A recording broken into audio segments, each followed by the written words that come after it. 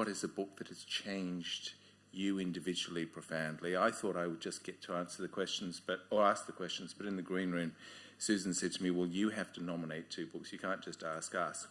So here goes, just off the top of my head. The 2 books I think that have profoundly influenced me are one, What Contentious Early Diaries of Sydney.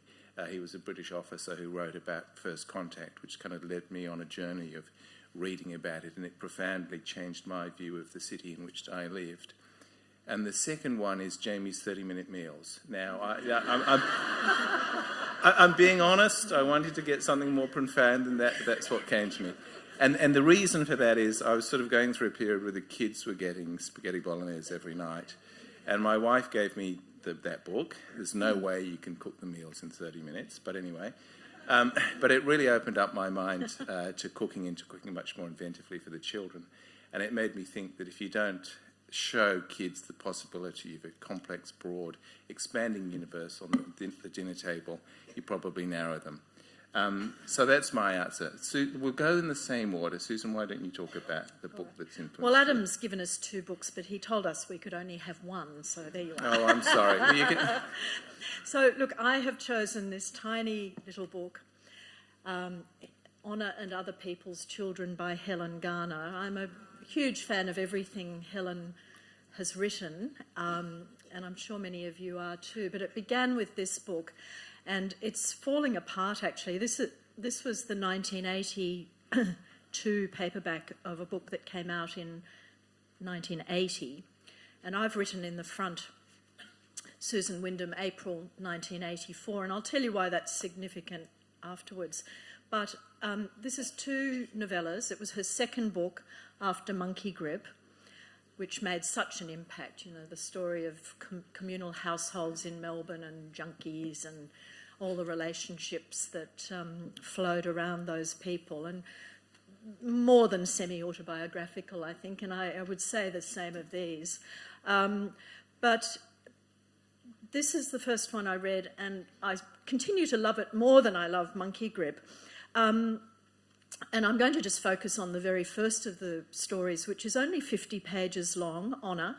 It's the story of Kathleen and Frank, who are a couple who were married and have been apart for about 5 years, but have never got round to getting divorced because they're kind of loose and, you know, there's no real need to divorce. We're still good friends. But Frank has moved on, and he has a relationship now with Jenny, and Jenny wants to get married and have a proper, normal, bourgeois household. And so Frank has asked for a divorce. And it's the story of the negotiation of the triangular relationship between these 3 adults, and also Flo, who's the little daughter of Frank and Kathleen. And she's such a poignant, pivotal character in the story. And it's really one of those stories where nothing major happens, but it's just beautifully written. And I'm going to do something which I would not normally do when I'm trying to get you to read a book. I'm going to read the very ending of it, because this is an ending that has stayed with me, and it still gives me shivers in a quiet way. Look how it's dropped out in this latest reading. I don't know what I'm going to do. But I'll just read you the last page and a half. Jenny and Kathleen, the wife, Jenny, the new girlfriend, have been circling around each other, hurting each other's feelings. Kathleen keeps getting in the way. Jenny's trying to find her place in Frank's life. And Flo is trying to keep them all polite and happy and in her life. She doesn't want to lose anyone. And they're off to the park, the 2 women and the child. Outside the gate, Flo galloped ahead with the dog. The 2 women came along slowly in the almost dark. The sky, which was indigo, had withdrawn to the heights as if to make room for a sliver of moon. Dark, dusky yellow rocked on its back like a cradle. "Kathleen, I don't feel disgusted," says Jenny. "Kath, when I met Frank, I knew he liked me because he kept his body turned towards me all the time, wherever I was in the room. We were in a room with some other people. I didn't know him. Frank," this is Kathleen, "Frank and I had a dog once, but he got a disease. He was going to die. I carried him to the vet, wrapped up in an old blue coat. I put him on the table and they were going to give him an injection. We went walking in the Botanic Gardens after we left him. We were both crying. Then we saw a bird hop in a bush. Jenny, I dreamed about you and me becoming friends. I've been in Australia 2 years now and I haven't got a good girlfriend. Kathleen, but I was unbearable the day we moved the furniture and climbing in the window. Jenny, you were always barging onto my territory. In the park, beside the concrete wall of the football ground, the women sat down close together on the shaven grass. There was a strong scent of gums and earth. Kathleen says, are you having a baby? Flo told me you might be. I thought I was pregnant, but not yet. I'm going to. I want to. Flo and the dog were tearing about in the thickening darkness over by the swings and slides. They saw her leap up and grab the high end of the seesaw. Hey, come over here. Jenny, Kath, come over. She was beckoning enthusiastically. They got up and picked their way barefoot off the grass and across the lumpy gravel. It's a game, said Flo. You two get on. They hesitated, glanced at each other and away again. Flo was nodding and smiling and raising her eyebrows, one hand holding the ridged wooden plank horizontal. They separated and walked away from each other, one to each end. They swung their legs over and placed themselves gingerly, easing their weight this way and that on the meandering board. Let go, Floss. The child stepped back. Jenny, who was nearer the ground, gave a firm shove with one foot to send the plank into motion. It responded. It rose without haste, sweetly, to the level, steadied and stopped. They hung in the dark, airily balancing, motionless. Now that, to me, is an obvious and yet a very beautiful metaphor for this unresolved relationship. And it just, I don't know, there's something about it that gets me every time I read it, and I just thank Helen for that. Did it change you? It changed me, not in a profound way in that my life took a different direction. But April 1984, when I read this book, I was a young journalist at the Sydney Morning Herald. I'd been there about 3 years. I'd gone through a cadetship. I was a young reporter. Several things were happening. I read this and I thought, this is about people like me. Australian fiction was really strong in the 80s. And I thought, this can be done. And one day, I want to write like this. I can't write like Helen Garner. She's remained a sort of goddess of fiction and non-fiction to me. But I thought, this is about us, this is our literature, this is possible, and it's something to aspire to. The other thing that was happening was I realised that was almost the month when my first marriage started falling apart. Wow. And I was going through a really rocky time emotionally and met the man who would be my second husband not long after. And I think I sort of found myself in there and all the complexity of the emotions that you go through. So I just felt that Helen said everything I needed to know at that time and helped me through. And I've interviewed her many times. I know Helen reasonably well. And she just keeps moving ahead with her writing. She's now gone to journalism and non-fiction and, writes about these extraordinary crimes and court cases. And I just think she's extraordinary and one of the most honest, emotionally honest, powerful writers we have. So I hold her up there, and she's been like a guiding star in my life. Beautiful. Thank you. Thank you. Tracy, the book that changed your life. Yes, Helen Garner's piece in the Monthly was absolutely outstanding. Yeah. Aside from Helen, one of my favourite Australian authors is Kate Grenville. And I saw her in the bar here last night, and I went up and said, Kate, The Secret River is my favourite book. Thank you so much for writing it. She said, thank you, but my name's Deborah.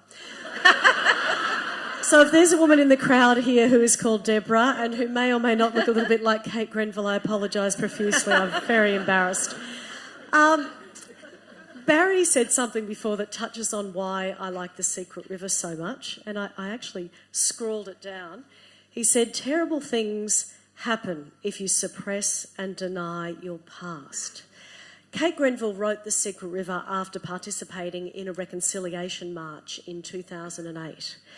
And what I loved about reading it was it opened my eyes, and I'm embarrassed to admit this, I'm a journalist, I'd covered a lot of stories about Invasion Day and what we'd done to our Indigenous peoples, but because I was of an era that we never learnt that at school, I felt there were so many gaps in my knowledge that were missing because of that.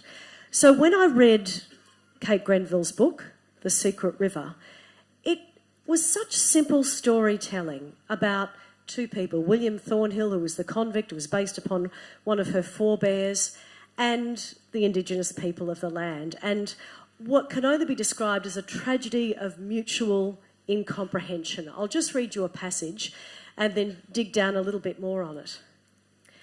There were no signs that the blacks felt that the place belonged to them. They had no fences that said, "This is mine," no house that said, "This is our home." There were no fields or flocks that said, "We have put the labour of our hands into this place." And I think that one short passage represents the abyss separating all of our, Western and at that time British concept of land ownership and the Indigenous people being at one with the land, being the land, and not having that concept of ownership, sharing everything within the community, and the tragedy of mutual incomprehension and where that went.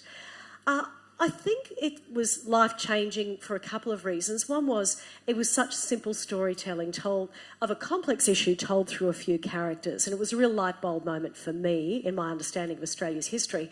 But I think it was a moment of understanding for a lot of Australians, particularly when the play was then made. You saw the play, Susan. Was it very authentic to the book? It was quite different. Have people here seen the play that was based on this novel? Just briefly, it really put the point of view of the Indigenous people up front and used the Darug language, I think it is. They got them speaking in their own language, whereas Kate had not presumed to write from that point of view. They were sort of shadowy figures in the background more often. But I think the two complement each other really beautifully, quite different. Very simple set, really powerful stuff, yeah. But I love the book too. Yes, so that's the book that changed my life. Thank you. Thank you. Barry? Well, I don't appear to be too sort of universal, but I've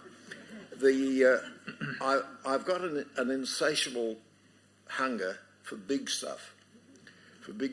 And I'd say that a book that I've constantly reread that's been a profound influence has been Tolstoy's War and Peace. And the extraordinary thing with it, I was trying to find a nice quotation that I could read, just a few sentences. And the difficulty was that really reading Tolstoy, it's a bit like reading a film script because it's so extraordinary. It's not as if you pick a single section out, say, hey, hang on, what about over here or over there or over there? And it's so fantastic, the breadth of it all. And I'll read just a sentence or two, which actually other people have written about Tolstoy. But Tolstoy really made me redefine myself. I don't want to sound too pretentious, but I can see that if there's anyone in literature that I'm sort of like, it's Pierre Bezukhov. And Pierre's really a kind of an anti-hero. I mean, he's not the hero in the sense that Prince Andrei is, but because he's constantly trying to find the truth about something, and then he finds himself going into a blind alley and said, no, I've got to get moving in another kind of direction. And the result is that, and there's this absolutely extraordinary scene where he after the Russian invasion, after the French invasion by Napoleon, he's part of a kind of mad scheme that he thinks it might be a good idea to try and go and assassinate Napoleon. And in fact, he's arrested and then he's taken out. And then one of the most extraordinary scenes in the whole book, the French soldiers start to execute these young Russians. And in the case of Pierre, because he's number 6 in the line, he'd be waiting to be executed. I just want to read something James Wood wrote in a New Yorker piece, which is wonderful, where he says, Pierre undergoes a colossal moral correction, brought in by witnessing the execution of his fellow captives. Pierre watches as 4 men are shot by the French. Now it's the turn of the 5th, a factory worker, a thin boy of 18. Pierre will be next.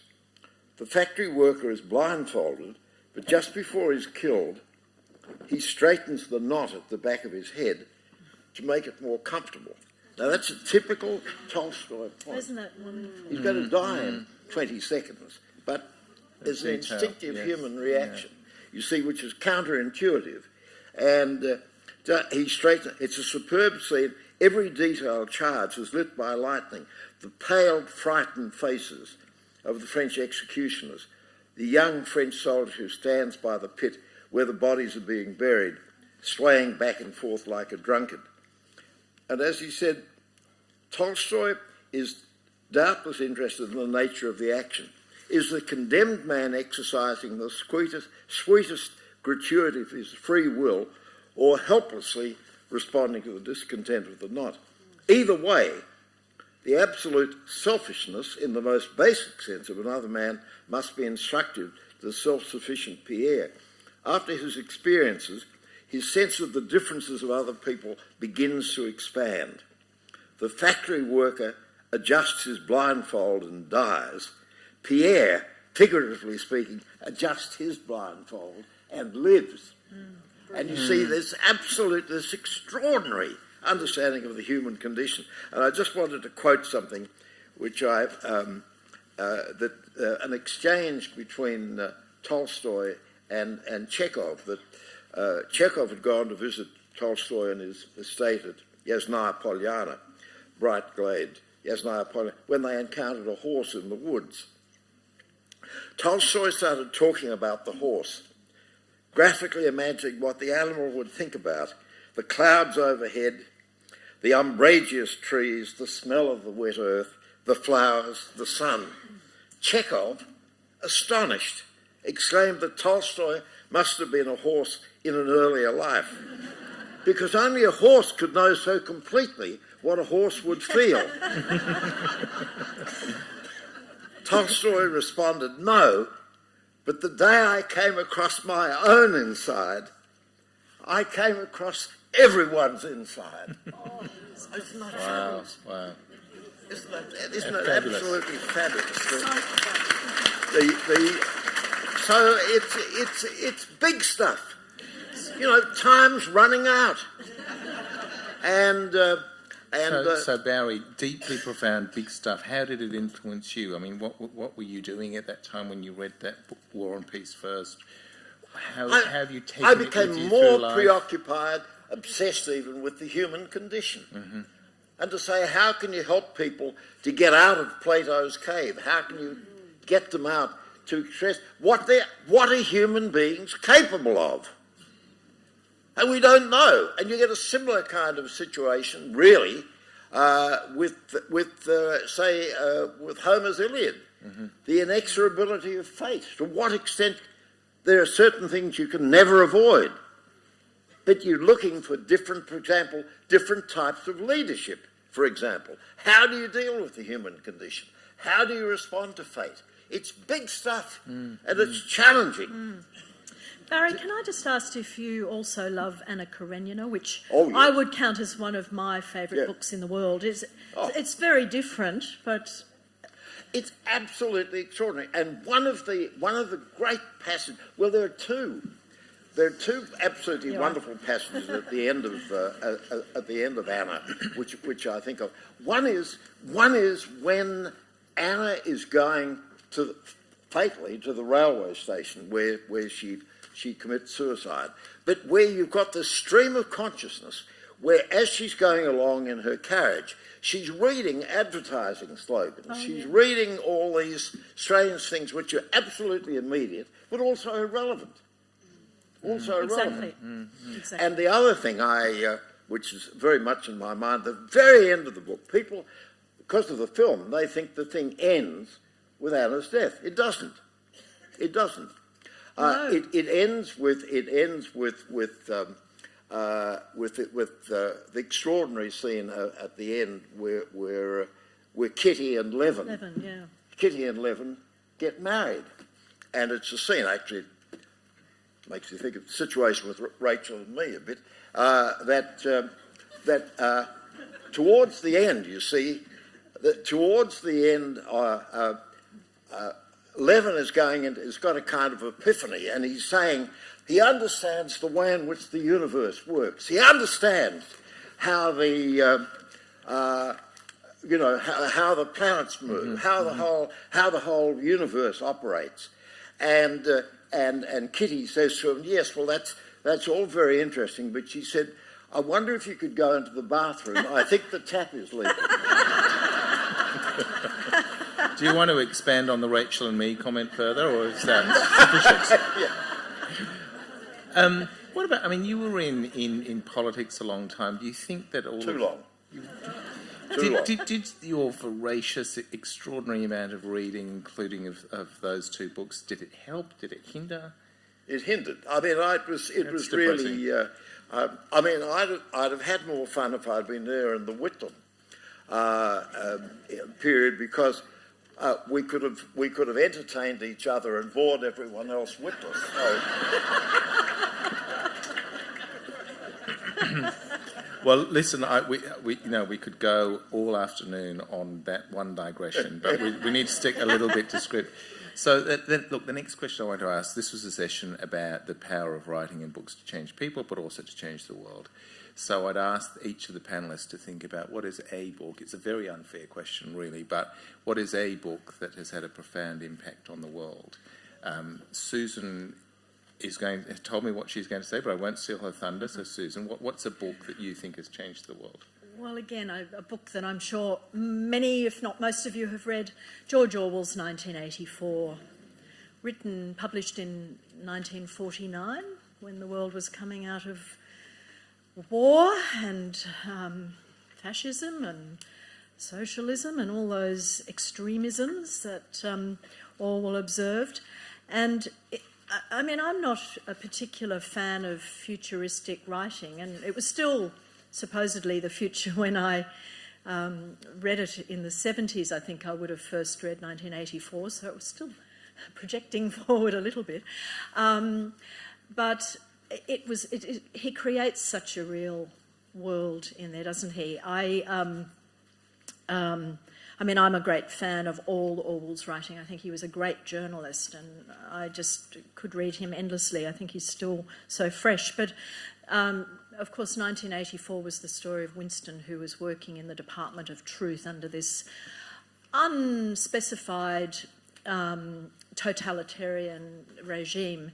And, 1984 has given us so many words, the thought police and newspeak and doublespeak and, words that we use all the time and that continue to be applicable in every era of our living history, and I think at this moment probably are as relevant as they have ever been. The sinister big brother of government that observes our lives and controls us in increasingly frightening and new ways. And so I think I'm not sure if it has restrained the world in any way, but I think it continues to keep us aware of the dangers of any sort of unfettered government, whether it be from the left or the right. I think that was the clever thing about Orwell. He had his own strong politics, but I think he made us fearful of the extremes of any end of the spectrum. And so you think in a kind of world of fake news and Trump and... Yes, I wasn't going to say all that, but I just absolutely. Sort of go there, I'm sure it's on someone else's mind. It's obvious to us, I think, that is relevant to us today. So I think that's a book that will continue to be relevant way into the future. Tracy? we think alike. I was going to say Aldous Huxley's Brave Yeah. New World, because we've seen generations sedated by Soma. You know, these kind of things continue for a long time. But the book I've chosen is Germaine Greer's The Female Eunuch, because she's an Australian who made her mark on the world stage by being at the forefront of second wave feminism. And as a feminist today, whether you call it the third or the fourth wave, we are standing on the shoulders of giants. When you read that book, and I reread it recently, it's just an absolutely brilliant work. And sometimes we forget about how important it was that women finally had control of their reproductive systems, whether that was through the pill or through abortion. I still talk to a lot of young women these days who feel a lot of shame about their sexuality, about embracing their sexual agency. And if it wasn't for people like Germaine Greer, we wouldn't even be able to have these conversations publicly. So I choose The Female Eunuch. Barry. Well, of course, being completely lacking in imagination, I took your question far too literally. I mean, I'm sorry. there's no question. I think that the pivotal book with the greatest impact has been the Quran. Mm-hmm. There's no doubt. I mean, it eclipses the Bible, you've got to say, simply because the impact has been so profound and continuing, and one might say growing. You mightn't like the outcome involved in it, but I don't think it's unquestionably been the most, because it's not only really covers religion in the narrow sense, the sense of revelation, and not saying this is about God, they're saying this is dictated by God. Mm-hmm. This is God's word, absolutely, not mediated through, you know, the apostles or, you know, various other writers. So. That its impact on politics, its impact on economics, its impact on war and peace. The impact is so profound historically. I think there's no question. There's no book that comes within, that comes close. The Bible would come next, but the Quran's a long way ahead in terms of impact. And are they those biblical texts? Is it a huge question, a positive impact, a negative impact, both highly complex? Depends on who you're talking to. I mean, going back to what was said about Brave New World, it's the sense of saying, if you've got somebody who says, I have an absolute conviction that this is the only way, and that you have to conform to that only way. I mean, of course, Orwell wasn't writing specifically about the world of Islam or the the world shaped by the Quran, but it's implicit in the whole thing. Yes. Yep. Now, in the green room, we were talking about books and the impact of books on politicians and ensuring or hoping that politicians will govern better. Barry talked about a book he'd recommended to John Howard before he was Prime Minister, so I'm going to ask him what that book was. And then, we live in complex times. A lot of people say that the country's increasingly difficult to govern. So I'm also going to ask each panellist, what is a book you'd recommend that the Prime Minister read? Barry, you go first. Well, I did in fact say it to John Howard. I gave him a copy of War and Peace, and he looked puzzled.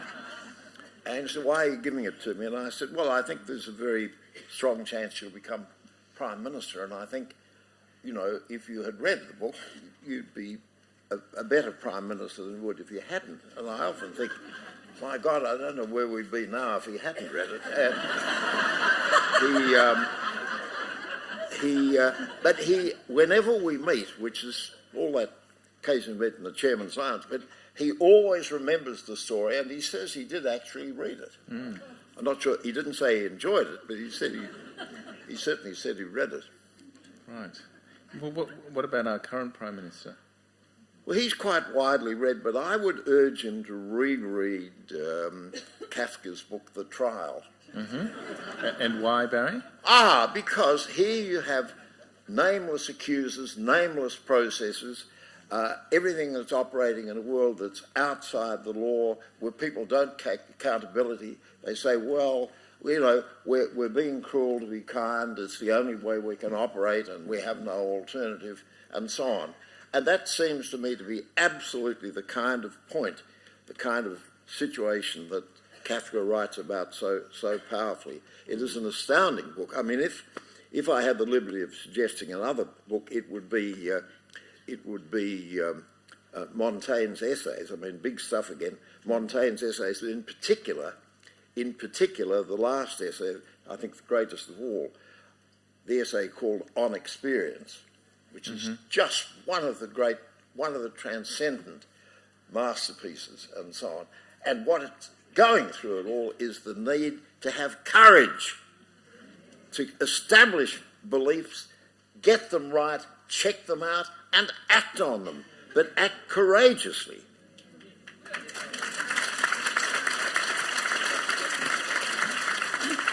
My guess is that Turnbull might actually have read Montaigne. He's quite well read.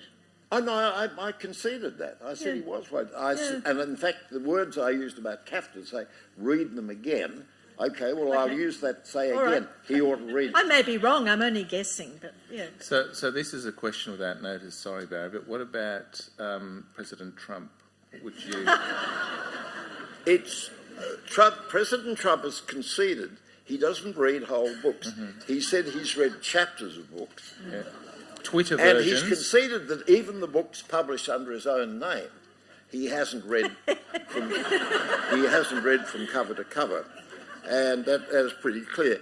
David Remnick said one of the White House staffers told him that President Trump had the attention span of a hummingbird.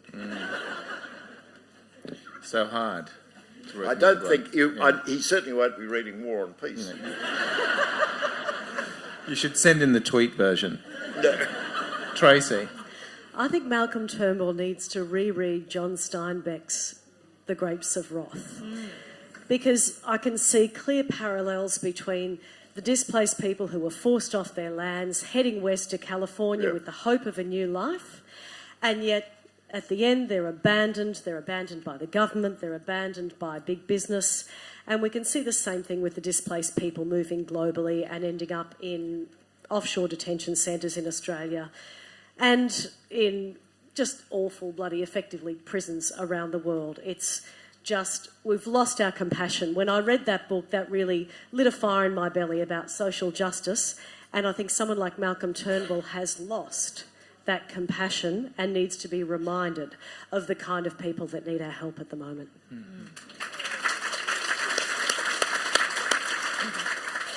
Susan. Well, I thought I might fudge the answer slightly in that I would recommend all politicians, all leaders, read fiction because of any kind. Pick up a novel because there have been studies that show that people who read fiction have greater empathy for people unlike themselves.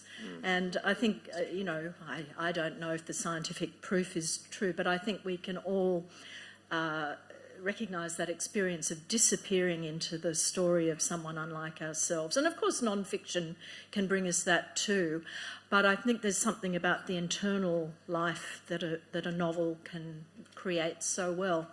And I would like to suggest that both Malcolm Turnbull and Donald Trump read some fiction by women.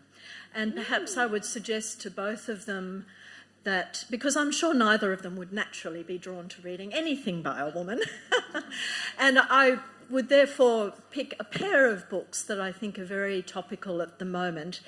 One of them is Margaret Atwood's novel The Handmaid's Tale, which has been on television and which, of course, was written, I think, in the 80s. Was it the 80s? Yeah. I think so. Yeah. And has been turned into this terrific television series and is about women being kind of turned into slaves where their reproductive rights are controlled and they become breeding machines and have no independence whatsoever. And paired with that, I would suggest Charlotte, the Australian equivalent, Charlotte Wood's more recent novel a couple of years ago, The Natural Way of Things, which people either love or hate. It's a really powerful little sort of fable about a group of women who are taken away, imprisoned on a remote property, and they all have some sort of they have all been sexually either assaulted or discriminated against in some way, and they are the ones being punished because it's too embarrassing to society, or they can't. The women have to be removed because they are the powerless ones, and it's about the life of these women in this group. In remote life and how they survive in different ways. It's an extraordinary little book. I adored it. And I just think that our male leaders need to understand how women suffer, how women feel fearful, how women are discriminated against in ways that they probably don't even realise. Probably American politicians need to see this even more than Australians at the moment. But yeah, they're my two. Thank you. So, before we go to questions, I'll ask one final question, which is not on. I didn't tell you about. It's not a trick question, though. I read recently a piece in the Washington Post by a commentator called Philip Yancey, who said he was an avid 3-book-a-week reader, but he's not anymore. The internet has taken him over, and he finds himself more interested in headlines like 30 Amish facts that'll make your skin crawl. Top 10 celebrity wardrobe malfunctions. Walmart cameras captured these hilarious photos. So as great readers and at a literary festival and when we're in the midst of this digital transformation, what do you think? Are you optimistic about the future of reading, proper immersive reading, or are you pessimistic? Well, a few years ago, I chaired the book industry strategy group for the former Labor government, and at that stage we were looking at what was happening to the book trade, and things seemed to be on the sort of gentle decline, and we were concerned that there might be a dramatic decline. But I think the general view around the trade is that things have improved since 2011, that there's some sign of a bit of a reaction against relying on the digitised book, and that people that bookshops are coming into their own. In fact, you've got the revival of bookshops and the expansion of bookshops and the creation of new bookshops in a very encouraging kind of way. And I don't want to be too Pollyanna-ish, but or its male equivalent, I hasten to add. I'm a bit more optimistic than I was back in 2011. Great. Tracy? I agree entirely. We're seeing the growth of long-form journalism, more overseas than here. I know we've got the wonderful monthly and the Saturday paper here, but internationally we're seeing people returning to long-form because they're frustrated with this snacky approach to information and news. Yeah. Women of Letters, which has been going for many years now, has helped us see a return to letter writing as well. I have great hope, particularly in the young generation, that they are seeing books and letter writing as something fun and retro to do, and that's why I think we're seeing a revival around the world. Well, look at all these people here. I mean, what better sign could you have that people care about reading and the whole festival? Well, look, my reading this morning, I started by posting some pictures of the beach on Facebook. Mm-hmm. I read a thing about celebrities' ugly feet. And then I turned to a beautiful book of short stories by Tara June Winch, an Indigenous Australian writer, which are just, they put the other things in the shade. Books have it. I think the thing I'm not reading so much is newspapers. Mm-hmm. So, look, I think that our reading has changed, expanded, fractured.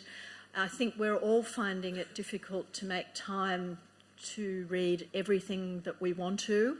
I know that my attention span is not as good as it used to be, and that worries me, and I think probably a lot of us are suffering from that, and young people must be feeling it more than ever because they just live in it and read in a different way. But Barry, I think you're right about bookshops having a bit of a return. I think they're struggling. I think Australian publishers are having a hard time.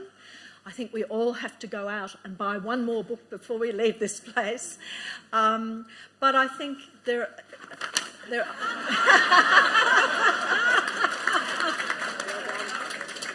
But I'm just reading a whole lot of Australian books for an award that I'm judging at the moment. I'm so inspired by the quality of Australian writing. I'm reading fiction, but I've also read some fantastic Australian non-fiction. I won't name anything because I can't reveal my biases at the moment, but I think the quality of Australian literature and world literature is as good as it's ever been, and the variety is amazing. So I have great optimism. All right, I think we probably have time for 2 questions.